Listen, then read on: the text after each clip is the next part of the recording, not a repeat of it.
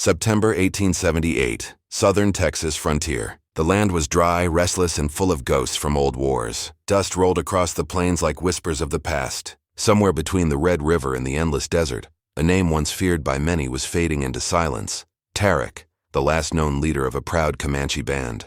The sun burned above him like judgment itself. His body lay broken on the red dirt, blood mixing with the sand. His tribe had been scattered after a raid gone wrong. His enemies thought him dead and left him for the vultures. But fate wasn't done with him yet. Miles away, in a small wooden cabin near the canyon's edge, an 8-year-old girl named Lily Mae Carter was chasing her lost goat, unaware she was walking straight into a moment that would change 2 lives forever.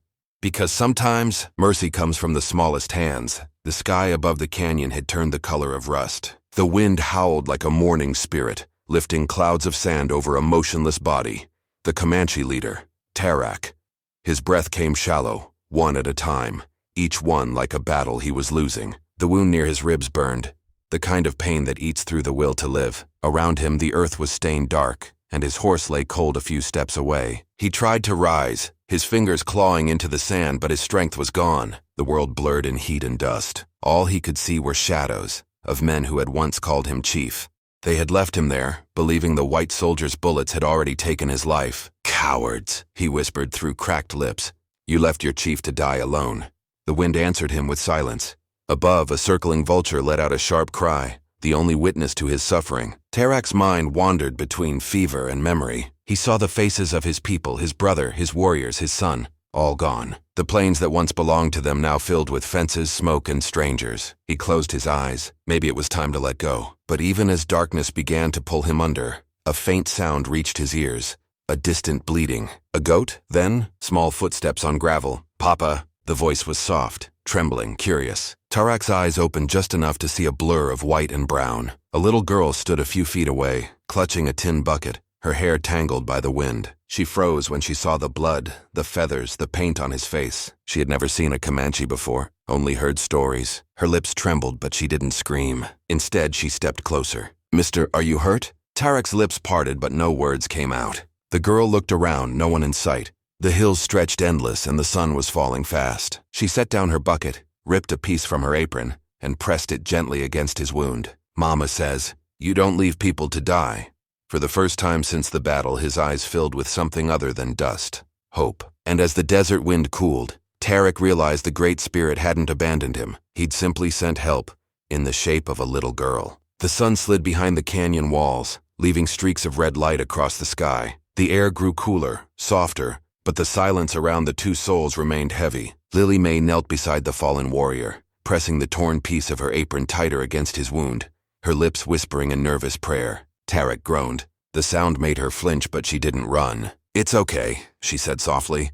"I'll get you some water." She ran to the creek, filled her bucket, and hurried back. For a moment she thought he was gone. Panic rushed through her chest. She poured a few drops against his cracked lips. Tarek coughed weakly. "Why, you help me?" The words came slow and rough. Lily blinked, surprised he could speak. "Because you're hurt," she whispered. "Mama says good people help others, even if they're different." Tarek tried to smile. "Go," he rasped. "Danger!" "Go home." She shook her head. "No, I can't leave you. You'll die." She gathered dry grass and branches, striking flint stones like she'd seen her father do. Sparks jumped, and a small fire came to life beside them. The warm light touched Tarek's face. Lily wrapped her little shawl around his shoulder and whispered, "Mama won't be mad. Not if I save someone." Tarek reached for a small feather charm around his neck and pressed it into her palm. "For courage," he said. "You have strong heart." That night, under the burning stars of Texas, a wounded warrior and a brave child sat beside a small fire, bound by something neither could name. 2 strangers from 2 worlds, brought together by fate and mercy. Dawn crept over the Texas horizon, painting the rocks gold and crimson. Lily sat quietly beside Tarek.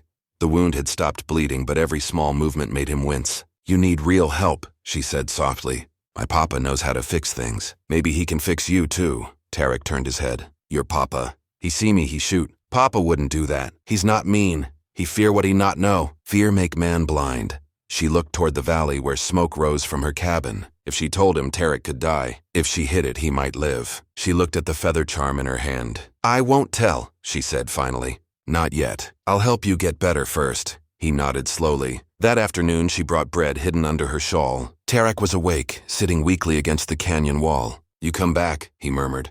"Told you I would," she smiled. She tore the bread in half and handed it to him. As the sun dipped low again, she whispered, "You'll be strong soon, Mr. Tarek, I promise."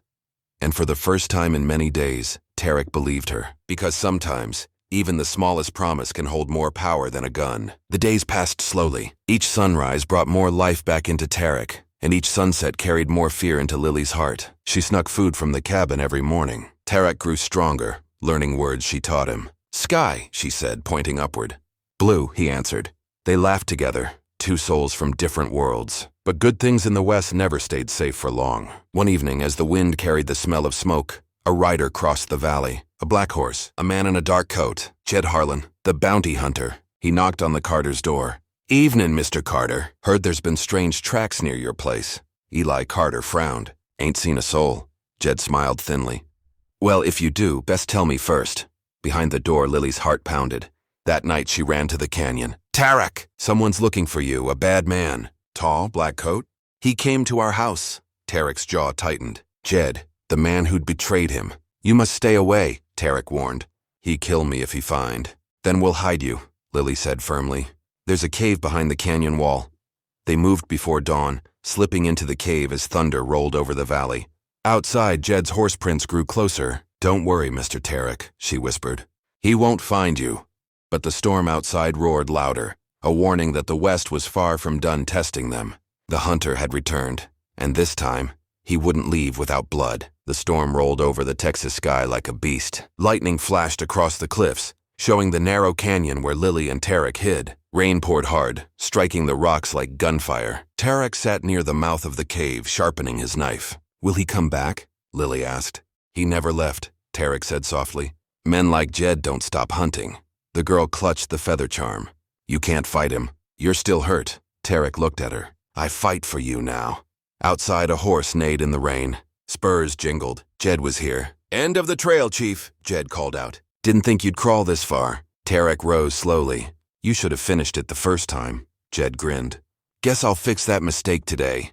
He raised his rifle, but Tarek lunged, twisting the barrel. The gun went off, sparks lighting the cave. They fought hard, mud splashing under their boots. "You should have stayed dead," Jed yelled. "I was dead," Tarek growled. "But she brought me back." With a final surge, Tarek struck him down.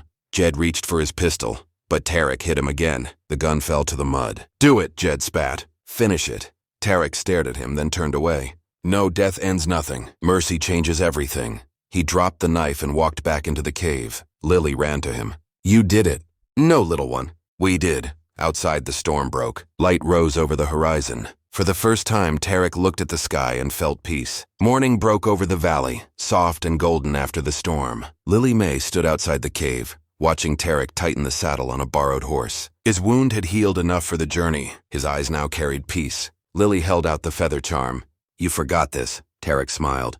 "No, it belongs to you now, keeper of courage." "Will I ever see you again?" she asked. Tarek looked toward the rising sun. "When the wind sings, I will be there."